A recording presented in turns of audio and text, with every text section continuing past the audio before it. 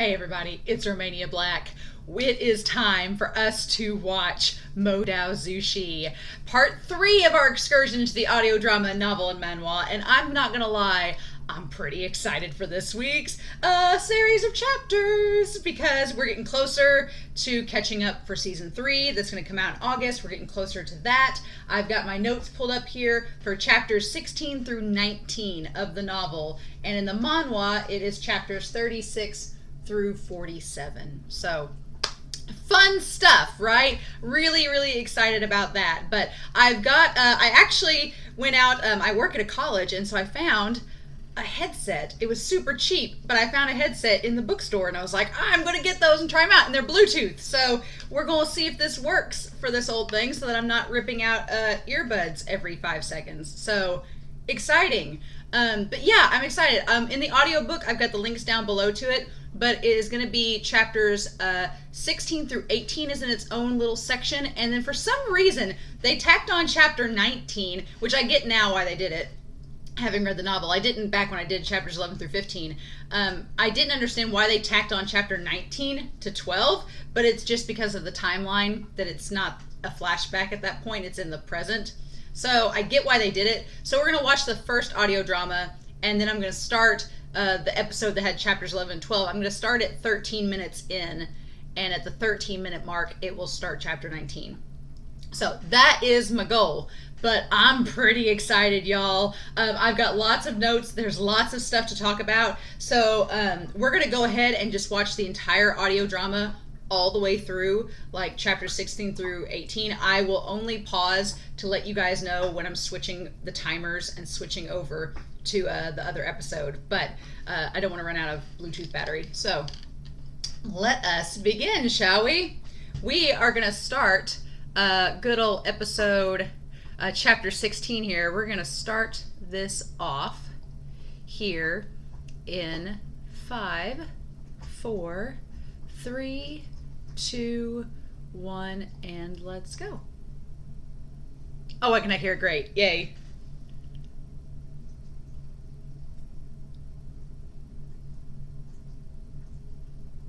Yeah.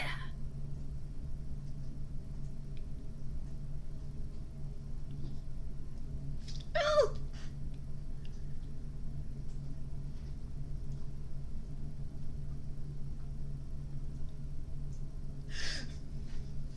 Mm-hmm. Yes. Oh! Shishin, you're like our biggest shipper. You're our king of shippers.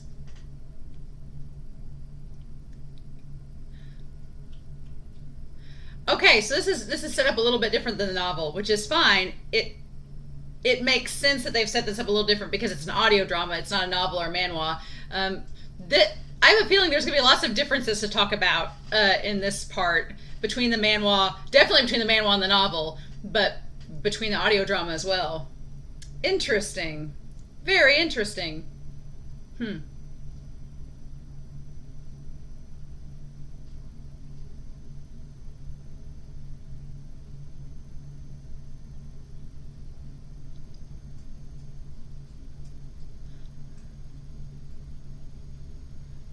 Is this the Gusu accent?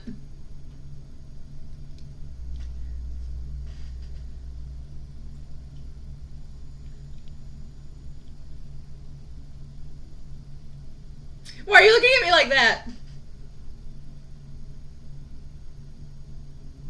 Uh-huh. Oh, I wanted to apologize.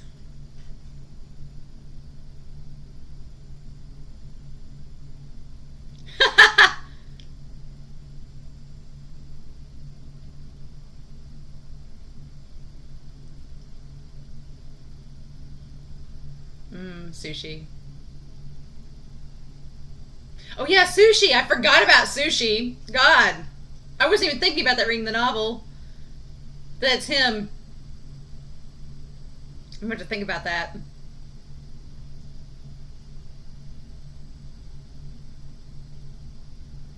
Oh man. Yeah, Wangji not wanting to admit that He wanted WuXian to come along.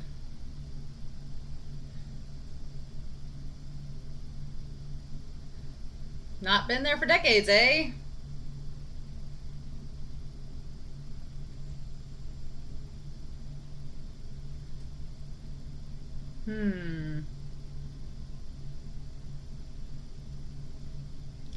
I love this conversation about spreading the nets. We're going to talk about this. It's also great to hear Zishan.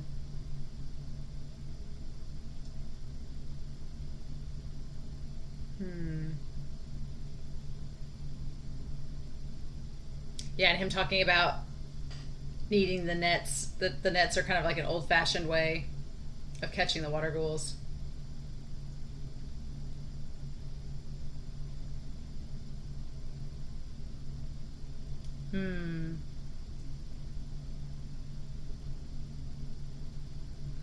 We'll search until we find him. With only nets? Yeah. I like Chang's like, no, we don't have any other methods.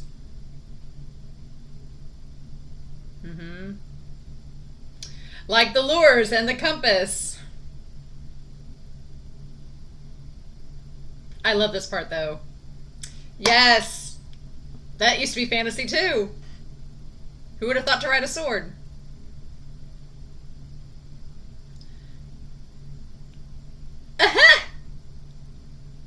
I like they did that internal monologue. No, you don't understand. There's like 3 in the novel.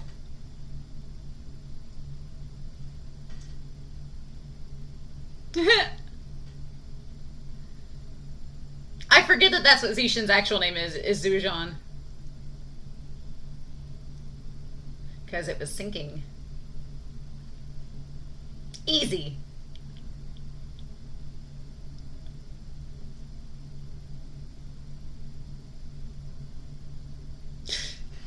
Zishan's laugh could cure diseases. Oh my god.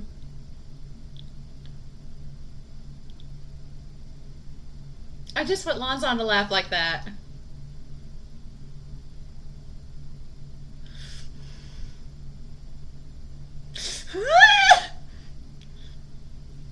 Oh my god. Just admit you like him, Wangji. This is so weird seeing this in the audio drama and having like little context unless you've read the novel or seen the manhwa. Oh yeah.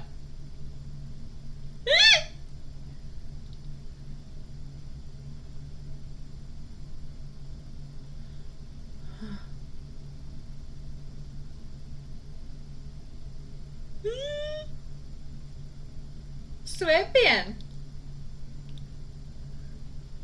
You!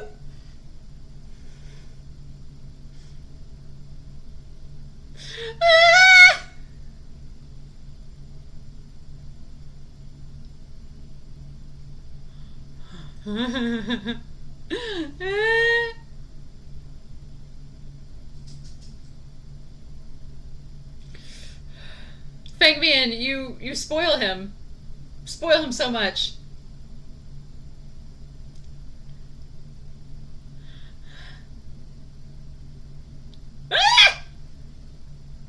You're really so boring.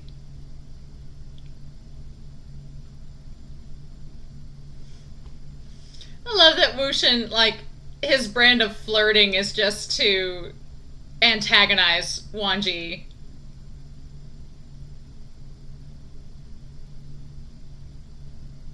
I forgot how much of a part Sushi has in this, and then thinking and knowing that he's in the future is interesting.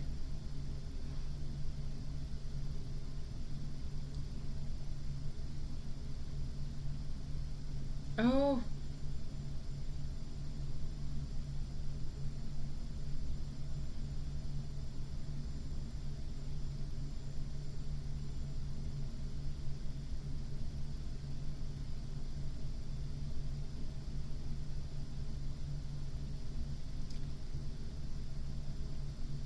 Oh.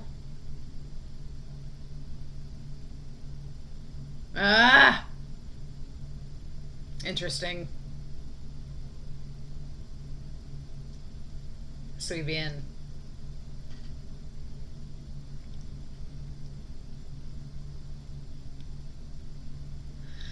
Oh my gosh, yes.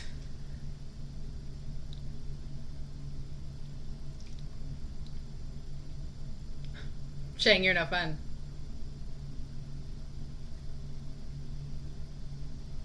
Hmm.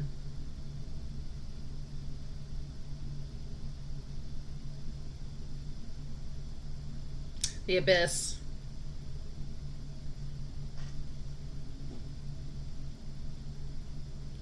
Yep. It's wanting you to go to the center. Mm-hmm.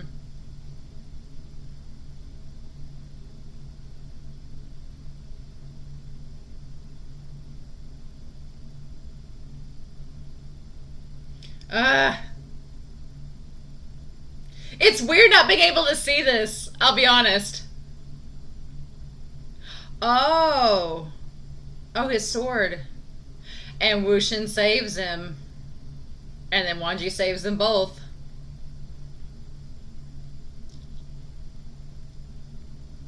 Which WuXian saved you, so.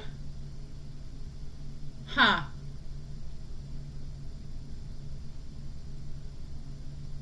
It makes it weird that he's sus in season 2.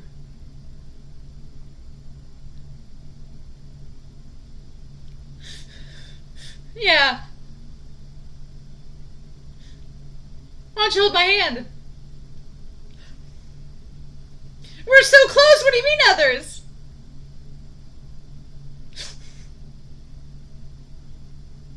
Oh. And then Chang's like, excuse you.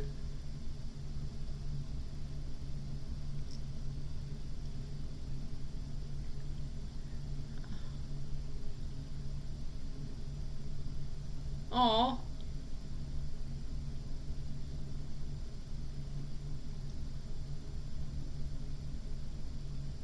Waterborne abyss.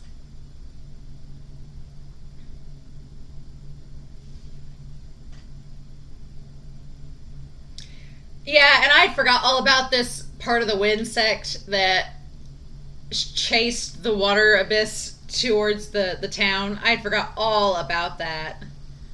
And then once I started reading the novel, I was like, man, that seems like so long ago, but it was like back in season 1 at episode 4. Kaiji Town. Hmm. Yep.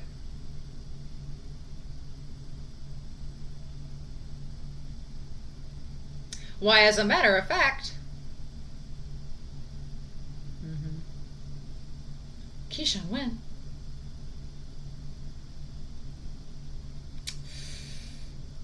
Yeah, like taking all the water out.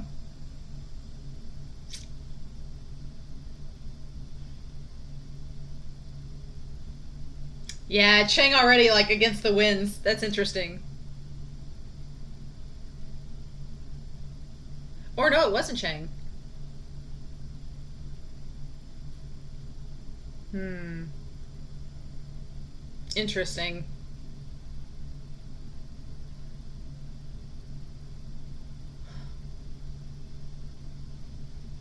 Bala bala. Aw, Zishan.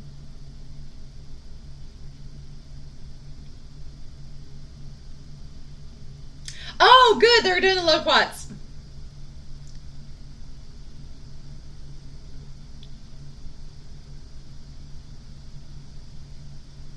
Ah, such a flirt. Don't be so formal. Mm. Yes, the answer is yes.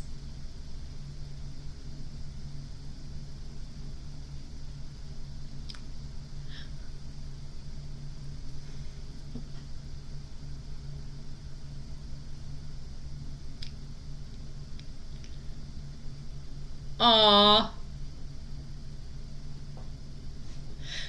Come back and buy it together. Yes. Yes!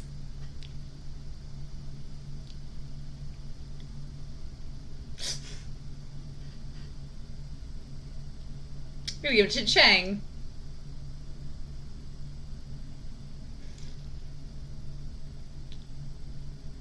Ha! Yes. Teach me how to swear in it.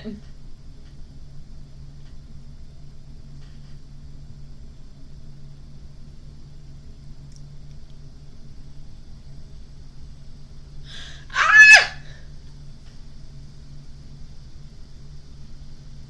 Ah! Zishan, I love you! Oh, MVP of this episode.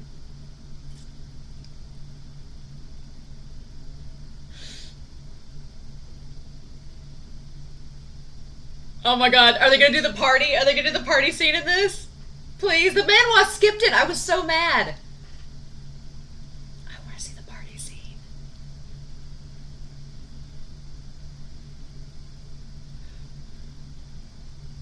I love the party scene in the novel. And then the aftermath, and Chang being hungover.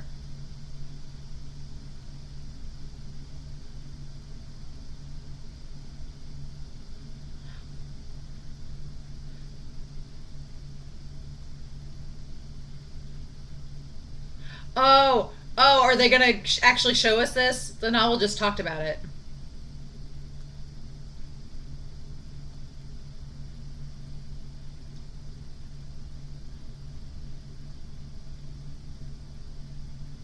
We're not close.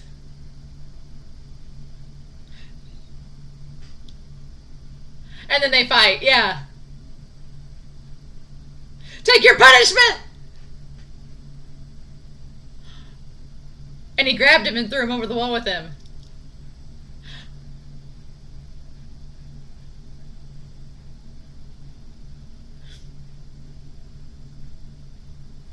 Ooh!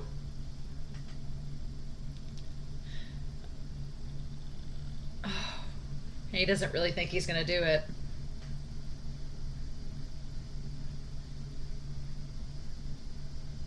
Only heaven, earth, and you and I will know about this.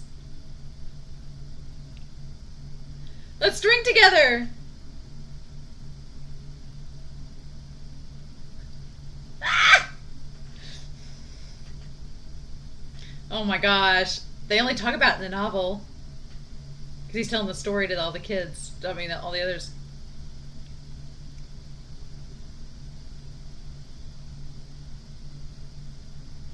Oh my gosh, yes, we're doing this!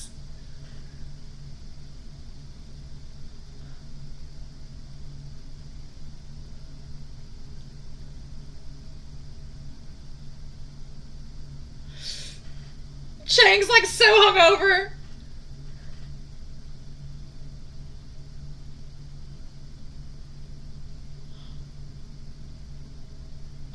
Oh.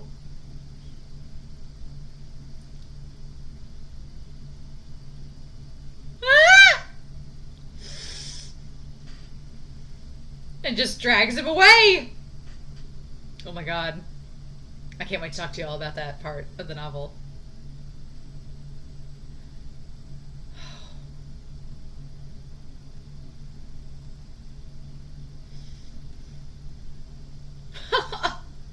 There's nothing worse than being hungover and made to do stuff like this. And then they're gonna punish him.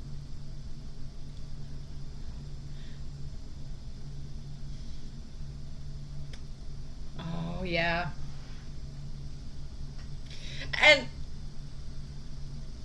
And Chang even tries to help them.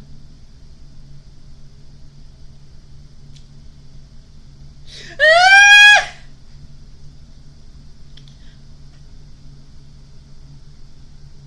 Oh. Oh. Poor WuXian and Wangji.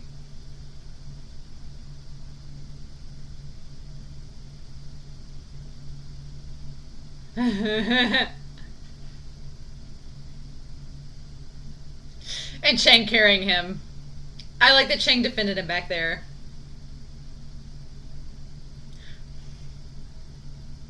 Huh? Yeah. Aren't you embarrassed to pretend to be disabled? Ah! No, I'm injured. Oh, yeah.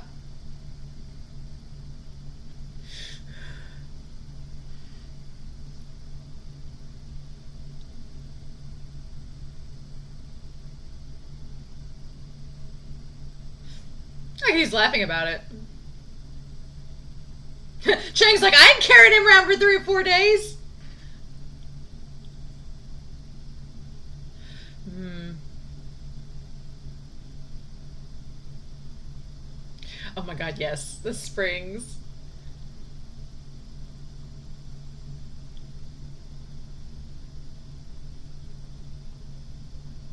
Hmm. And Wangji's not using it for healing. Our long-suffering gay man Wangji.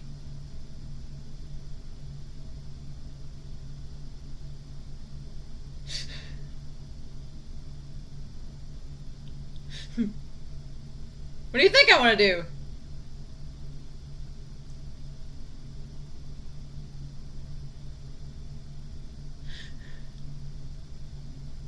It's so cold.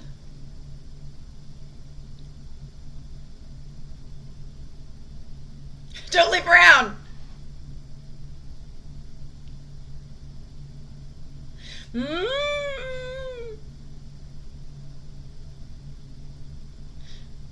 I love he's like holding him away.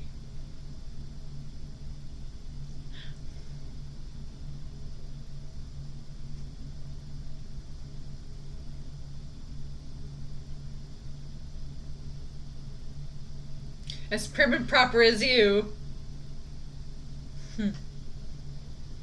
Oh.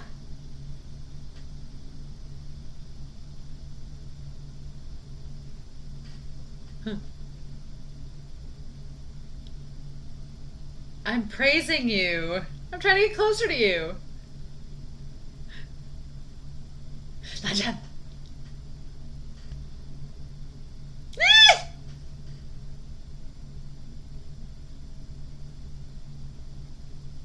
Lots of benefits. Hmm. Uh-huh. Oh, yes, of course. Don't leave, don't leave!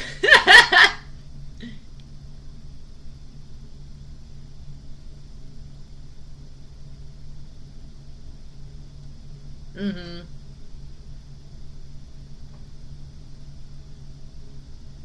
Hmm.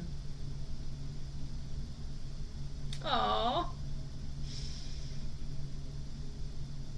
Can you please not start every sentence with the word no? Well, joke's on you, he doesn't care what girls think.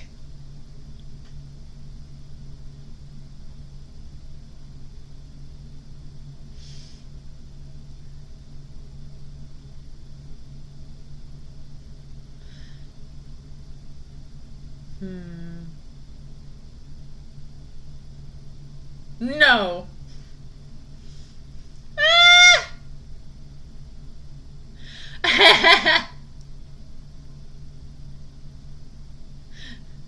Aww. Oh! And the sad thing is that he dies, and Wangji didn't get to go back to his hometown. He probably wishes that he had.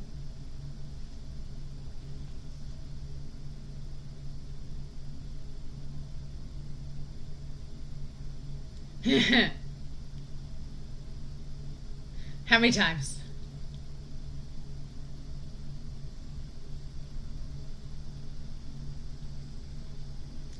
Oh, just that. Yeah, don't taint his proud disciple, Wangji.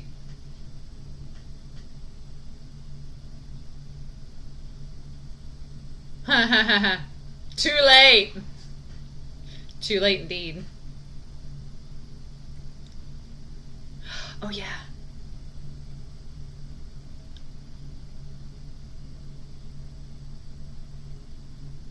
Chang's onto it. But you. Mm-hmm. Yes! Didn't you say he's boring and not fun? Stop teasing him.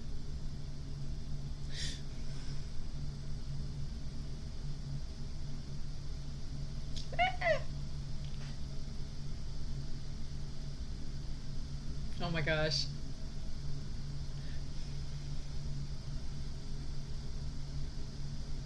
Oh.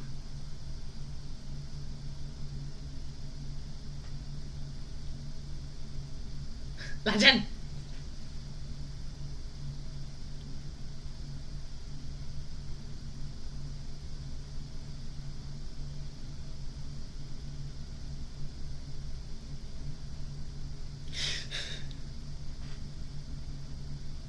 Hmm. Go away.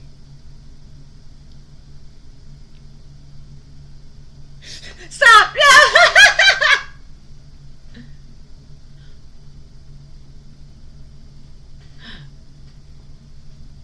This place is so weird. Lots of wild rabbits.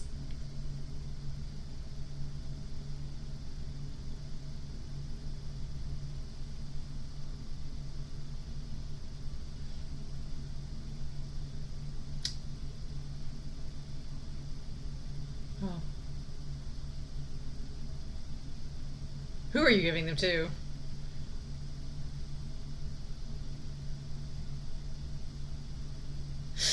Don't you know rule number 3?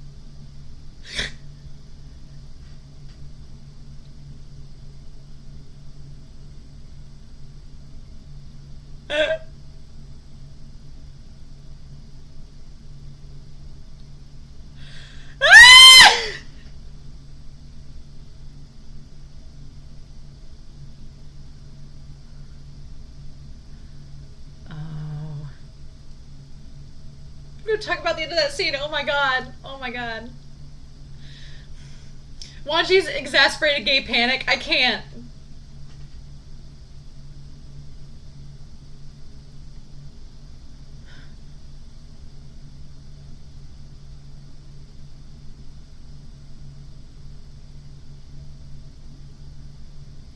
Oh, okay. Sichuan.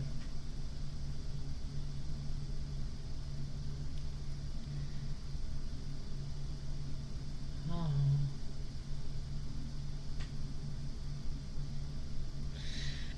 Unromantic descendants, you say? Unromantic descendants, you say?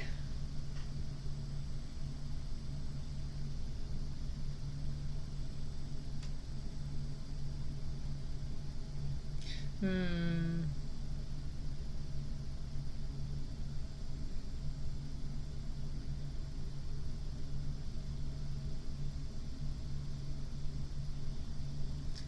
Oh.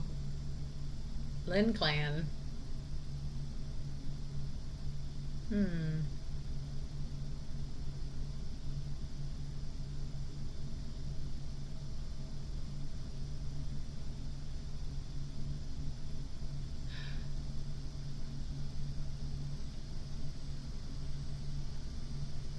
Hmm.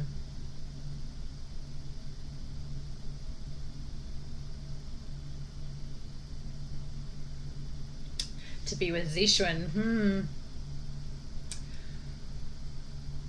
Oh, here we go. Woo!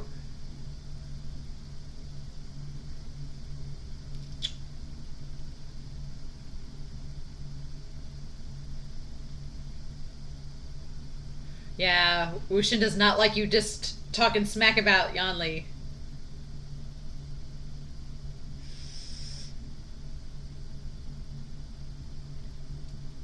Oh.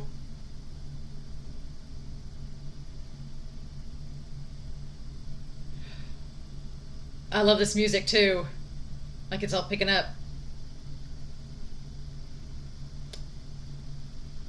Oh. And then they fought, yeah. You crossed a line!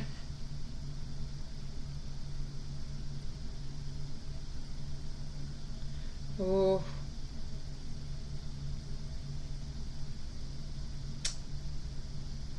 Oh. Oh, wow. So I don't know if they'll do that in chapter 19. Or then I could do the anthill. Hmm. Hmm. Yeah, I have so many notes, y'all. I took like, well, it's like 3 pages of notes. So that's not too much. But chapter 18, this last chapter, it was so long, but it was so good. I was like, and the anthill from Modazushi Q, that's one thing that I've really noticed is that the one thing I've noticed is how the Modazushi Q elements have been incorporated into from the novel into Modazushi Q. That's what I'm trying to say. The parts in the novel, you all are right. They've been put into Modazushi Q. It was so adorable. I was like the anthill scene and the loquats, and it's just like Okay, so I think this one has about a minute left, and then I'm going to stop for a second and switch over to the rest of chapter 19, and we'll listen to that, and then I'll go over the notes from the book and the manhwa. So, pretty excited about this. These chapters were so good. I was like, oh my gosh, like we're getting into the meat of the story. Like the first set of chapters were all leading through episodes 1 through 3, and that was great. But starting with this episode and getting the Water Ghoul and the timeline starting to change a little bit, it was this set of chapters incorporated episodes 4 and 5 from the Donghua and then season 2.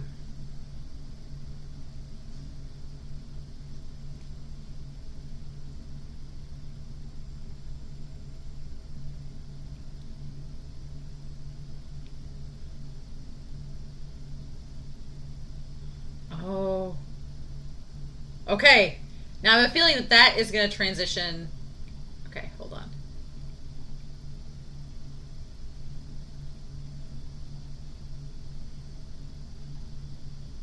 I feel like that is going to transition over to chapter 20, which we're not ready for yet. Okay.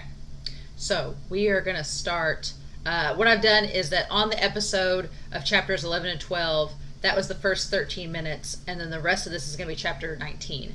So we are going to start that here in 5, 4, 3, 2, 1, and let's go.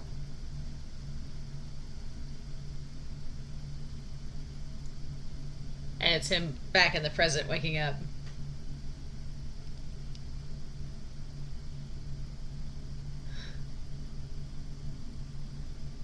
I can't wait to talk about this with y'all. So early. Oh my god.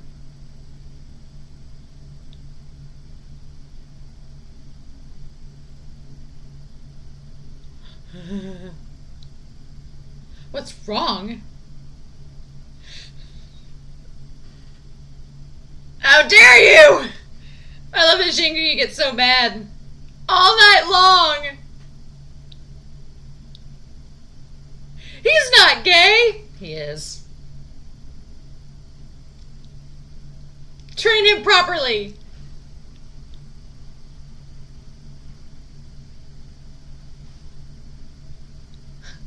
My donkey's little apple. Oh my god. Oh my god. I love it. I love it. Yes. Little do y'all know that, yes, Wangji is very gay. Absolutely. Put him on a stick and roast him!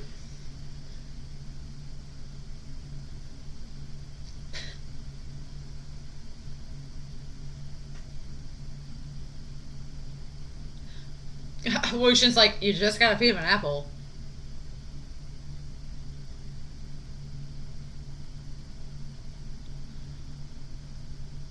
Oh, from the Mo Village, of course. Eh. I like that Suzui loves, like, Mo. He just likes him. aka WuXian.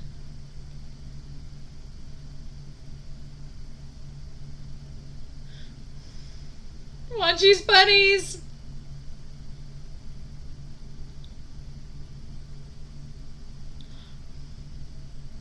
He's raised a whole bunch of them secretly!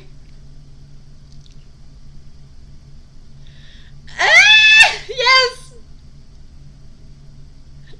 Oh my freaking god! Ah! And here's the amazing thing. This show blending, because the last chapter 16 through 18 were all like episodes 4, 5, and going into episode 6.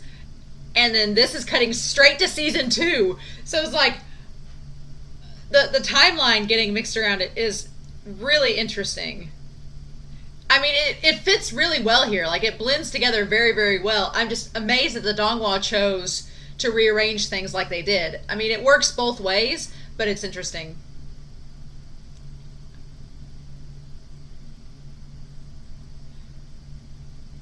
Yeah.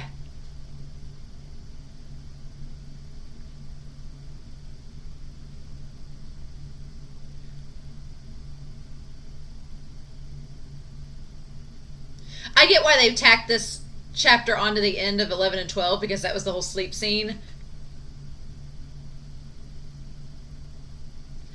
The zither, yeah.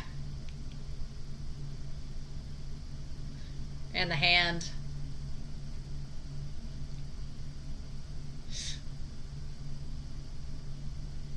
Old man Kieran.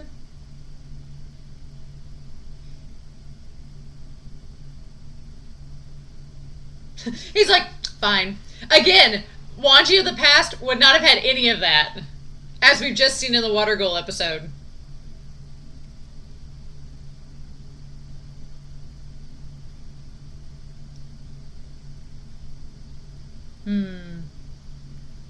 I kind of want him to play terrible so that Kieran will wake up and be like, shut up! Uh-huh.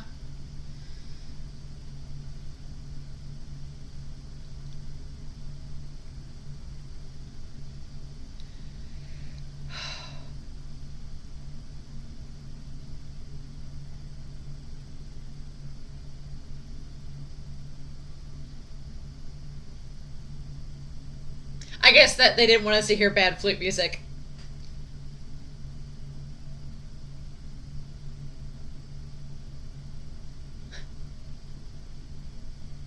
Maybe.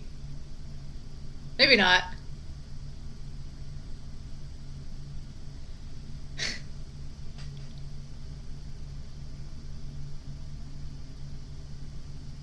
I just love Wangji and WuXian working together. This is just...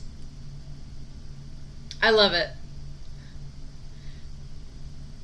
Almost sounds like a sax almost.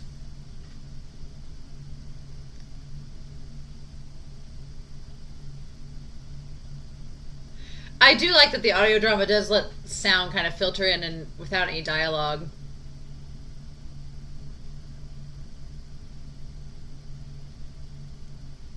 Ah!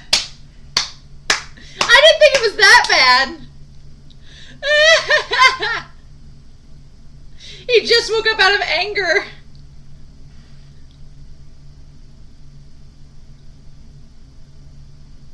Uh-huh. You are not fooling Wangji whatsoever. I love that Wangji just humors him at this point. He's like, keep telling yourself that.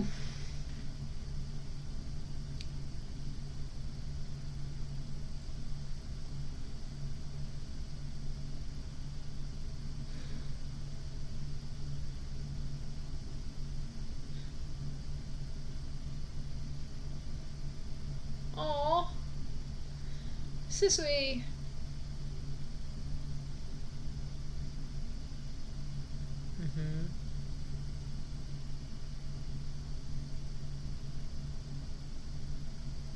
He's smart. Sisui is smart.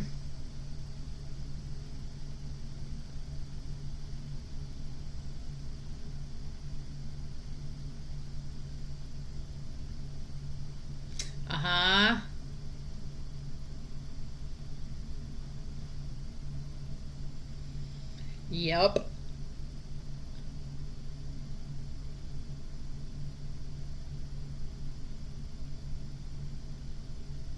Uh-huh.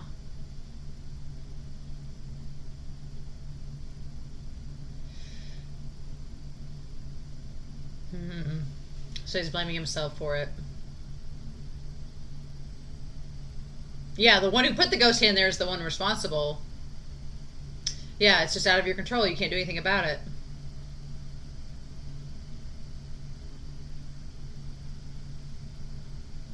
Trace to its source.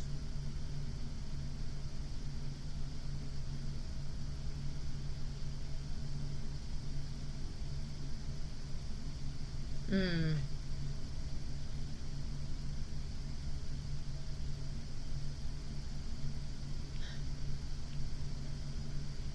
Because the hand, yeah. Mm-hmm. And it doesn't work.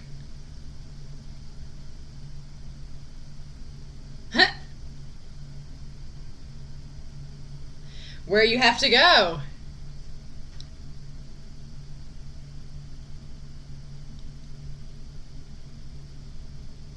It's one of those two.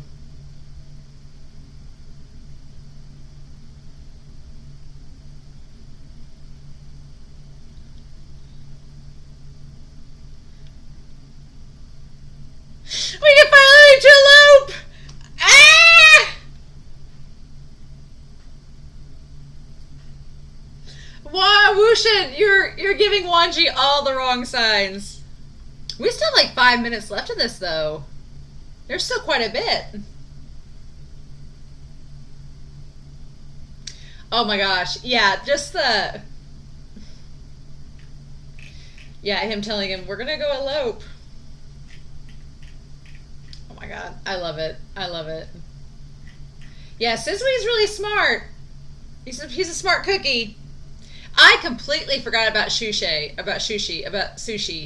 I completely forgot about sushi being in this and being the one in episode 4 until I started watching this. Like when I was reading the novel and looking at the manhwa, didn't even put two and two together. I was like, oh yeah. And then hearing that name, I was like, wait, isn't that? Which is why I'm glad I'm doing all 3 versions, because if I miss something in the manhwa or I miss something in the novel, I may catch it when we listen to it on the audio drama, which I like. So there's that. But oh my gosh. These 4 chapters have been so good. And they're changing up the timeline and changing up. There's also starting to be differences between the 3 mediums, which I want to talk about. But I'm curious, what all. I mean, we still got a good 3 minutes. What are we building up to, y'all? I'm like, there's more. I don't know. Yeah, I'm surprised at what all the manhwa leaves out in this section, to be honest. It's quite a bit. Like the manhwa doesn't talk about the loquat scene. It doesn't talk about the party. I mean, it goes straight from pretty much the end with the Water Ghoul and talking about the Kishinwen sect to the rabbit scene. Because when I was reading the manhwa, I'd like finish a chapter of the novel and read the manhwa, and then I was like, why are we skipping the rabbits? And then, it was interesting. These work so much better than the earbuds. Like, not having to rip them out and put them back in the whole time. So glad. They were like $15 in the bookstore. I was like, these are the cheapest headphones that I will ever find, and they're Bluetooth, so I don't have to deal with the cord. I'm like, for what I'm going to use them for in watching this series, it will work.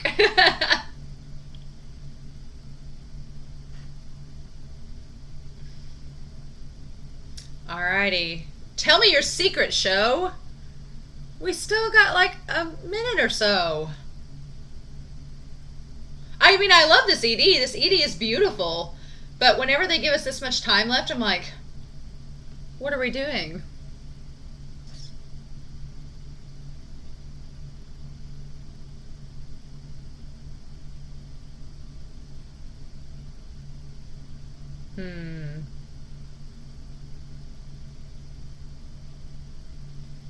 Hmm. Yeah, and the lyrics of this.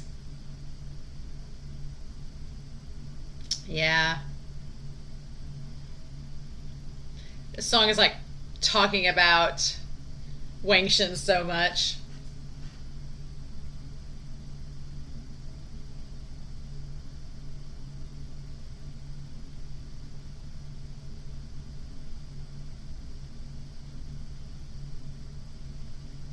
Ah.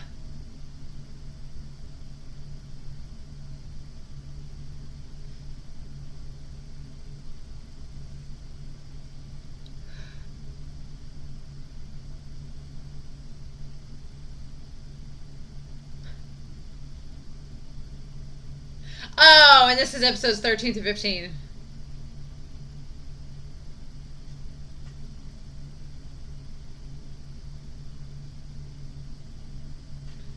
Is that really it?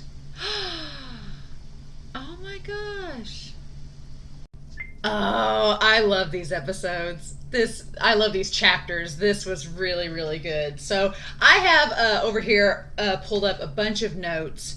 And what I do is I go back, I read the novel chapter, and then after reading a novel chapter, I'll read the Manhua chapter, and I'll kind of go back and forth with that and take notes. And then that way when I watch the audio drama, I kind of have maybe a sense of what's going to happen, but also hearing it is a totally different experience. It's a totally different experience. And honestly, this is the first time since I've started the audio drama and the novel and the manhwa that things are starting to diverge a little bit.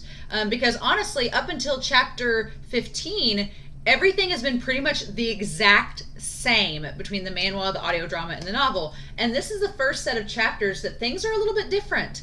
And I'm okay with that because the Donghua rearranges and leaves stuff out and changes things. What I said in the reaction was I love that Modao Zushi Q is incorporating parts of the novel. I love that. Y'all told me it was. And I was like, oh, that's cool. But actually going back and reading it in the novel and being like, oh my God, this is canon. This is amazing. I just actually seeing it on the paper is a different feeling. And I absolutely love it. So chapter 16 through 19, and in the manhwa it's chapters 36 through 47. So this line from WuXian, it starts off right there at the beginning before they meet Jishin, and that's WuXian saying, why would a living person care what happens after they die? I'm just going to live life to the fullest now. And that's a funny line. A funny line of foreshadowing, which it's not really foreshadowing because we know he comes back in Mo Jianyu's body, but it's kind of sad and funny because he's like, well, why would a living person care about what happens after they die? Says the man that's going to die and come back in someone else's body. And so it's like a funny little like foreshadowing happening there. Jishin is the president of the Wangxian fan club. He is our captain shipper. We owe everything to him. He is the one pushing this agenda along. I absolutely love Jishin in this. I love him. The big brother that is just trying to get his younger brother to admit that he likes WuXian. I love it. I love that he stuns Wangji by saying that you look like you wanted to go with him. And Wanji's like, isn't that noticeable? Yeah, it's like basically Jishin saying, don't be tsundere, Wangji, come on. It's okay to show your emotions. I love it. Because Jishin knows his brother. He knows him better than anybody. And so even when WuXian's like, he's happy? Yeah, Jishin would know what his brother looks like happy. And I also like that Jishin gives Chang and WuXian a lot more credit than Wangji does at first. Because Wanji's like, well, they're just going to be irritating and joke the whole time, and Jishin's like, they're pretty well known in their clan and in their sect. They're cultivators and they've got a good reputation. I'm pretty sure they're more than just jokes. And it turns out that they are, which is really, really cool. And then we don't really get this in the audio drama, but in the novel, Hui Sang decides to stay behind because he knows that Jishin and his older brother are really good friends, and that Jishin will go back and tell Big Brother Ni about him. And he's like, oh no, I've got to stay back and study. It's like Hui Sang doesn't want his older brother to have a bad impression of him. And so that's really interesting. And then he's hoping that Jishin's going to put in a good word to his older brother. So I like that chapters 16 and 17 deal mainly with Kai Town with the Water Ghoul incident from episodes 4 and 5 of season 1. I really like that. I like that Chang and Wuxian in the novel, they're in separate boats and they're racing each other. That friendly rivalry, that kind of sibling rivalry, that's really cool. And then, of course, Wuxian makes note of the Gusu accent, and that Wangji is looking at him. That's something that starts coming up too, because in the last set of chapters, we noticed that Wuxian has been staring at Wangji. In this set of chapters, Wangji is like zeroed in on Wuxian all the time. Like, he is watching him all the time. It's like that Rockwell song, "Somebody's watching me." It's like all that. Yep. And that is, yeah, Wuxian makes note that Wangji is looking at him. And it's like, and I like that Wuxian doesn't want to let them know that if he were at home at the Lotus Pier, he'd just jump in the water and grab the Water Ghoul, which I thought was insane. I was like, so when you were at the Lotus Pier, you just jump in and grab the Water Ghouls like it was no big deal? Because that's the more efficient, faster method. And here he's like, I don't want to freak people out too much. So I like that Wuxian has a little bit of self-restraint, that he's like, I'm not going to jump in and completely freak everybody out. But there's a really interesting point being made here, and I did not catch it the first time around. I'll have to go back and rewatch episode 4 and 5 to see if they make note of it, because they probably did, and I probably was so focused on figuring out what the heck was going on that I didn't think about it. But Wuxian asks Zishan, he's like, is the only way we can catch these Water Ghouls with nets? Are we just going to sit around and wait till they pop up? And that's it? And Wangji's like, yes, we're going to wait until they pop up and we're going to catch them with nets. And Wuxian's like, God, that'll take forever. And he's like, I wish there was some way to lure them to us, or like a compass that could make us, point us in the right direction. You know, thinking like an inventor. And of course, Chang is like, quit having these outlandish thoughts. That sounds like demon cultivation. You don't want to get in trouble. But Wuxian's like, look, people thought cultivation and riding on swords was witchcraft. But then we did it, so it's fine now. And you can't blame Wuxian for having that mindset. He's trying to innovate and find ways to make their lives easier. And it's funny because now you have the compass and the spirit lure, and everybody's using them. So it's funny that conception was kind of made up here. So yeah, and then there's the water, splashing water on Wangji, to get the Water Ghouls to pop up. And in the novel, there's 3, and they just pop up on the other side of the boat. And then telling Wangji about Suibian. And in the novel, oh my God, I love just the way that the author has detailed Wangji just getting so riled up by Wuxian's wildness. Like, you could just feel the cringe. You could feel the eye twitching on Wangji whenever Wuxian was talking about Suibian, and him just being like, I can't with you. Like, you're desecrating everything I hold sacred. It's so true. Kieran was worried about Wuxian tainting Wangji. Oh, honey, it's too late. It's far too late. But yeah, and Wuxian likes to tease Wangji. It's pretty established that Wuxian really likes to tease Wangji, but Wuxian cannot take it. As we've seen in chapters 11 and 12, Wuxian can dish it out, but he cannot take it back. It's like, oh, no. And Wangji saying... And then we have the scene, I didn't even think about sushi. I didn't make any notes in here about sushi because honestly, I did not remember him at all. And then as we were listening to the audio drama, I was like, oh my God, yeah, Sushi, he's in season 2. He's back. We hadn't seen him in a long time. And so I didn't make much of a note about it, but I did note that Wangji grabbing him by the collar and being like, I don't like physical contact, tying us back to chapters 12. And I love that in this whole moment in the novel, Chang's just done. Chang is starting to see the writing on the wall. Chang is starting to see what Zishan is seeing and what Shishan is seeing, and he's like, he's just done with both of them. He's like, you're both a mess. Stop it. So the water abyss, the water gaining a spiritual personality. Fun times. I love that in this show, everything can possibly gather a spiritual awareness. But then the Kishan Wen sect.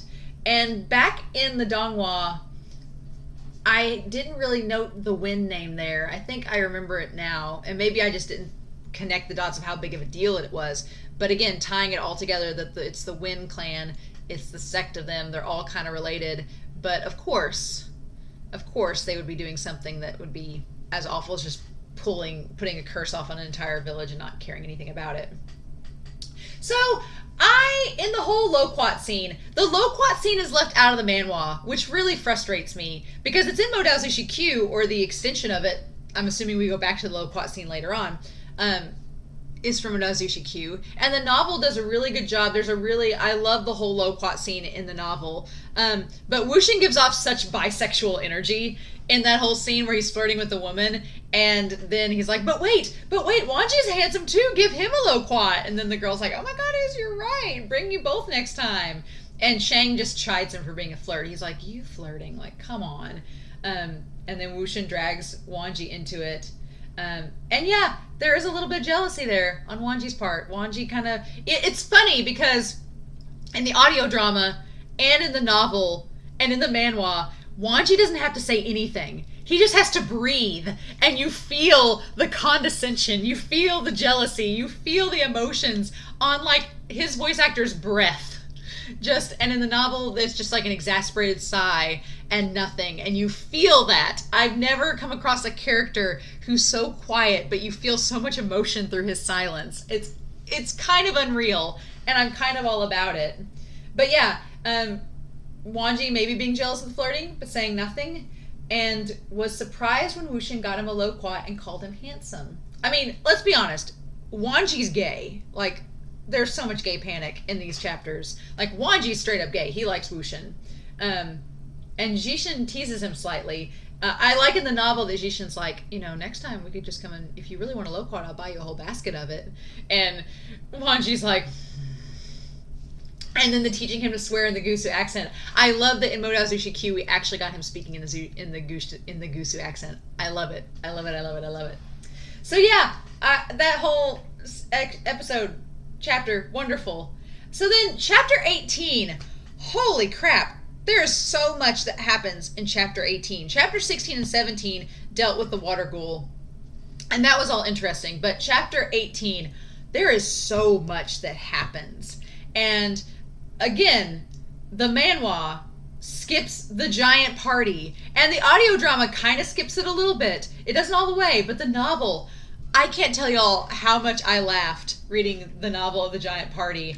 I love it. WuXian throwing a giant party because Kieran's gone. Nobody's watching the Cloud Recesses, so he's just like, let's have a rager. Let's just throw a big, massive frat party. Let's do this. So he throws a party filled with gambling, with wrestling, with booze, with porn. It's like the biggest rager that WuXian and Huisang and Wangji and the Land Sect members, they're all just chilling and drinking Emperor's Smile.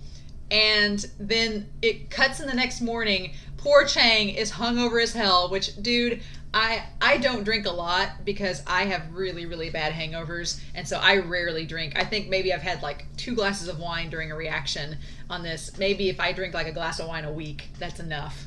But because I get really bad hangovers, and so when Chang was just sitting there like, no, I was like, dude, I feel you. But yeah, the idea of this massive party and everyone's just strung out the next morning, and Huisang's like, WuXian, Wangji's here. Because of course Wangji didn't go to the party. And then Wangji just showing up and being like, take your punishment. And it's like, ah! And then we find out that the reason WuXian's getting punished and not everyone else is because the night before, WuXian met Wangji at the wall while he was stealing the Emperor's Smile for the party. And they got into a tussle, and he ran into him. And then I love that they chased each other, Wangji trying to fight him, and then WuXian's solution, again, like the bed scene, was to lock his body around Wangji and knock him over the wall. And of course, and here's how the novel phrased it. I'm going to put this up here, this little line. This is the translation of saying, it threw them over the edge of the recesses, and Wangji was hard as a board. You don't say. And then, of course, in the flashback, WuXian's like, well, we both violated the rules. So if I get in trouble, you get in trouble. So let's just keep this between you and us and the heavens and earth. And WuXian genuinely thinks that Wangji's not going to tell. But he does, because Wangji's perfect.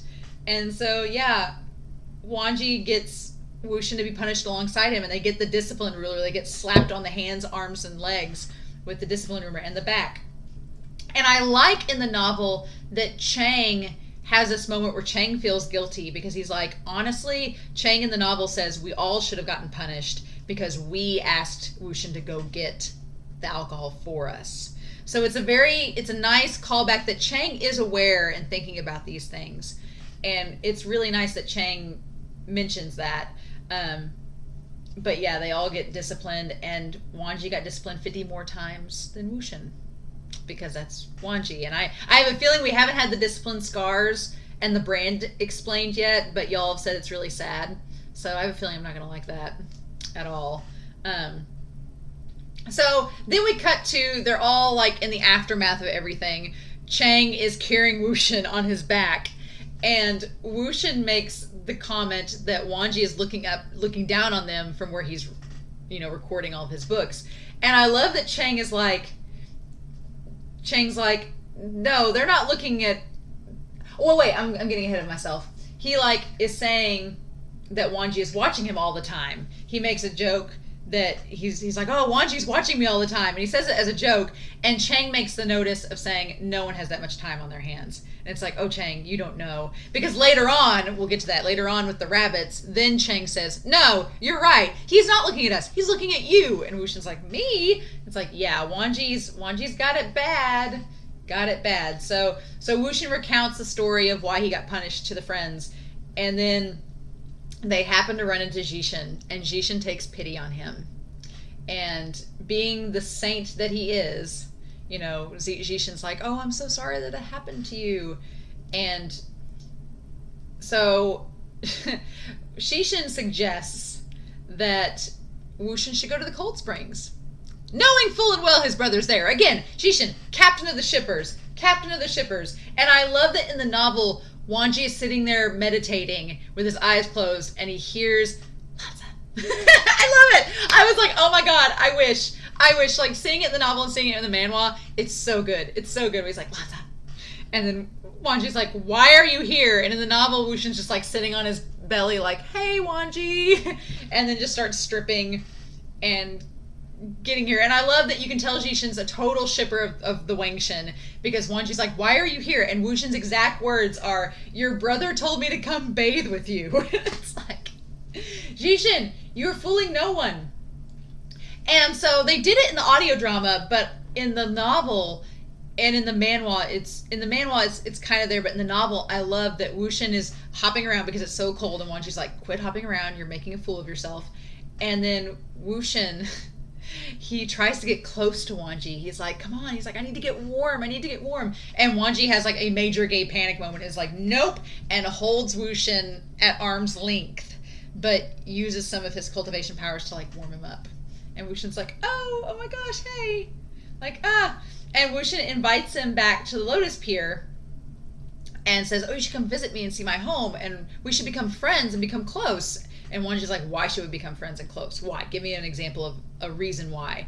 And Wuxian's like, well, I'm loyal. I'll give you all my porn. And Wangji doesn't like that. So he's like, but also, he's like, we can go see all the girls at Youngmang together. Don't you want to do that? And Wangji's like, mm-mm. And it's so sad because Wuxian offers for them to come home and he doesn't do it. And then we know from the flashbacks that they don't really have that opportunity again because the Lotus Pier is on fire and everything else that happens afterwards. So it's kind of sad that he doesn't get that moment with Wangji. Kieran making the comment, like, of course Kieran punishes Wuxian even more and doesn't want Wuxian to taint his favorite pupil, Wangji, and it's like, too late! And then as I was thinking it, I was reading the novel being like, well, it's too late for that, and then right afterwards, Wuxian's like, too late! And I'm like, I'm glad the novel's self-aware. Huisang notes to Wangji, oh, this is the next part, where Huisang notes that Wangji is watching them from afar, but Chang notes that Wangji is just watching Wuxian. Like, at this point, Chang has come to accept the fact that, yeah, there may be something going on. I'm just saying. And then the rabbit scene, oh my gosh. I laughed so hard, and I'm gonna have pictures of the manhwa on here too. Both the novel and the manhwa, amazing. I laughed so much, like just amazing. That I've got my notes here that Wuxian gives Wangji the rabbits and makes fun of how Wangji was able to sex them because Because he's like, I wasn't even looking at them to know they're boys and or girls, but you identified them pretty quickly. What were you staring at there, Wangji? And Wangji just kicks him out. But in the novel and in the manhwa, oh my god, he kicks them out. And then it shows in the novel that she shuts the door and all he can hear is WuXian's like just chaotic laughter. And he sits there and he tries to like shut his ears and shut it out. And he says he was trying to drown out the laughter of WuXian. But our boy has the gay panic bad. He has the panic bad at that point, and then says he doesn't have class with him anymore. It's official, y'all. It's love, damn it. He loves WuXian. Like, at this point in the novel, I was like, no, it's set in stone. This isn't something that developed over 13 years. It's something that developed, like, 16 years ago. This was, like, 16 years ago. It was developed 25 years ago, whatever. When they were 15 years old, this is where it started, with those damn rabbits. Because Wangji's kept them all these years. I love it. I love it. Love it, damn it. I love it. So, the one thing that the manhwa does not include, that the donghua does, is there's a little short paragraph about WuXian trying to change his seats around. And I remember that in episode 5, that WuXian was trying to change his seats around to sit next to Wangji. And then Kieran was like, nope. And the manhwa doesn't have that scene, but the donghua does. And then there's this line that, unfortunately, good things never lasted long for someone like Wei Wuxian. And at that point, I'd been laughing and having a really good time with this series and these chapters. And then I read that line and was like, oh, we're going back to pain. Glad that we're returning to that. I really like how the founder of the land sect was a romantic musician.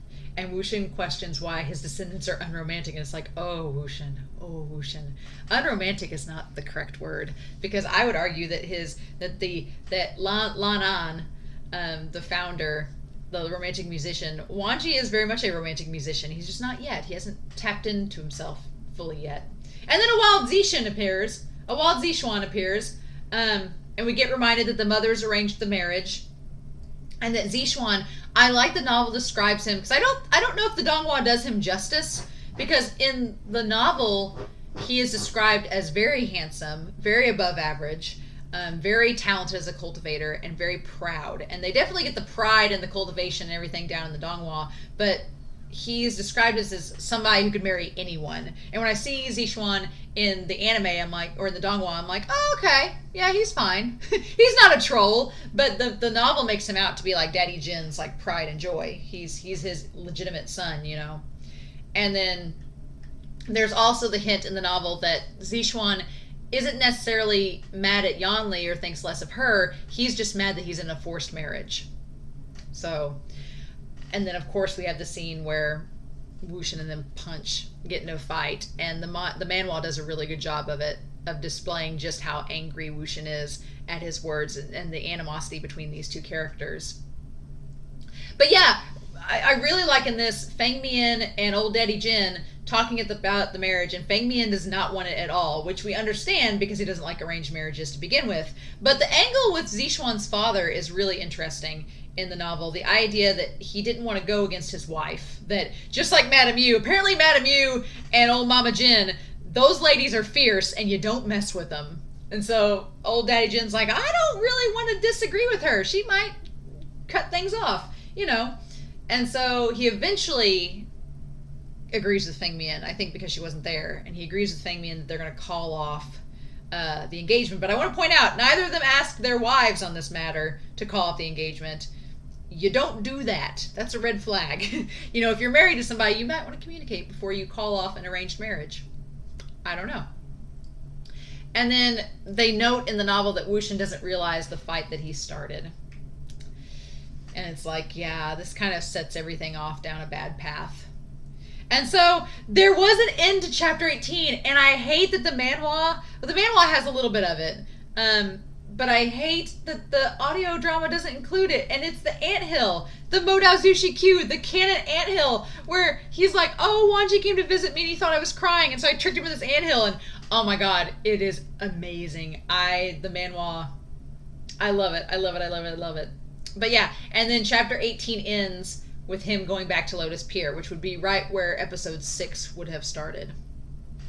So that is interesting. But then we jump back around to where season 2 stuff would be happening, to chapter 19.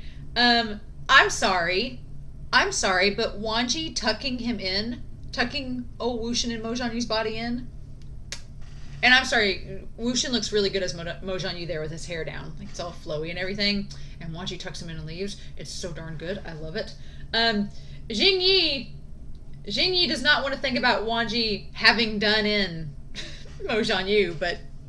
Which, it's funny because it's a play on words.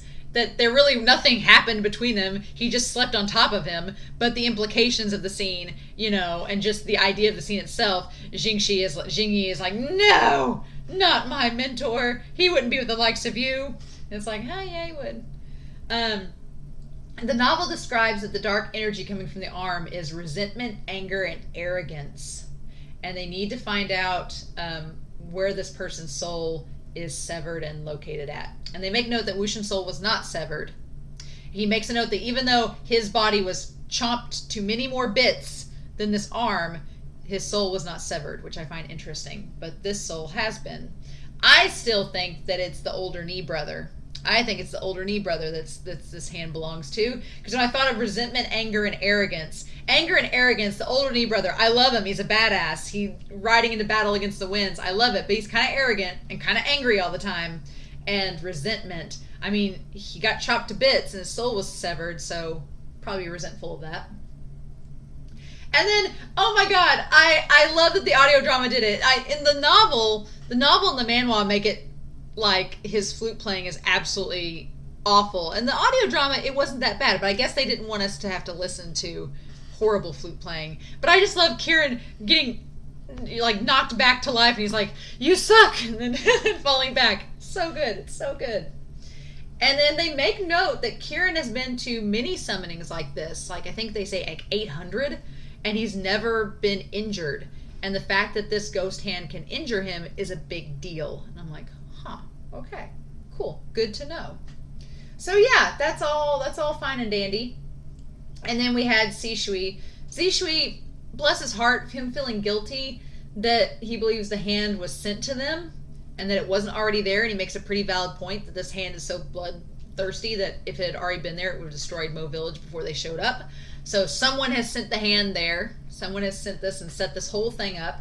And then, yeah, Wangji decides to follow the direction the hand is pointing, and WuXian is excited to elope with his husband. It's so good. It's so good. I'm so happy with how this set of chapters have been. This series is so good, and setting up the mystery and the characters and the emotions and everything. And reading the novel, it's just starting to get into like the meat of the story. Like chapters 1 through 15 were good. They were good, but they were setting up kind of just the characters and things that we've known from seeing the Donghua. But this set of chapters really is getting into much more of the relationships and the mystery and the intrigue and the relationship dynamics between all these characters. And I just like that we're slowly seeing Wangji come out of his shell, and it's so natural. It's just little tiny things that are building up, right? Because I remember watching this series at first being like, Wangji and WuXian are these two guys? This frigid cold man and this chaotic gremlin? Really? And in the Donghua, it works. But in this, it really works in the novel because you get to slowly see it all accumulate, and you can see how he's been changing or revealing. You know, maybe Wangji hasn't changed. He's always been like this. It's just he hides behind that frigid exterior, and it's just slowly him coming out of his shell. I really like it, though. So the next set of chapters I'm going to be doing is chapters 20 through 23. I'm going to be doing those chapters next, and I'm assuming that is going to lead us into the events of season 2 with those. And then I've got a question. I do have a question for you all. Should I read chapters 24 through 27? Because I think after 27, it's definitely uncharted waters.